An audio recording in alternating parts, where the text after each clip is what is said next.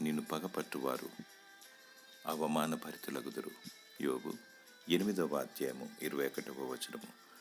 పగ, దగ, దోషము, కక్ష, క్రోధము, మత్సరము, కీడు, శోధన, అవాంతరము, అపకీర్తి మరియు శత్రుత్వము ఇవన్నీ కేవలం దుష్టు నుండి కలుగును.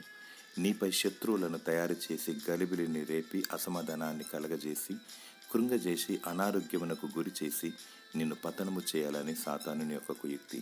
యేసు పాదాల చెంత చేరి ఆయనతో సహవాసం కలిగి ఉంటూ ఆయనకు మొరపెట్టినప్పుడు, ఆయనను ఆత్మతో సత్యంతో స్తుతించి ఆరాధించినప్పుడు దేవుడు కనికరిస్తాడు, నీకు విడుదలనిస్తాడు, నీ శత్రువులను తరిమివేస్తాడు, అవమానమునకును సిగ్గునకును మరియు ఓటమికి వారిని గురి చేసి లయపరుస్తాడు. నీ పక్షాన ఉండి నీకు విజయమును ఆనందమును అనుగ్రహిస్తాడు. దేవుడు గొప్పవాడు, శక్తిమంతుడు, నమ్మదగినవాడు.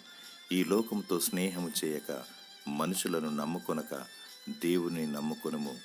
దేవుడు నీకు విజయమును ఘనతను దయచేసి నిన్ను దీవించునుగాక. ఆమేన్.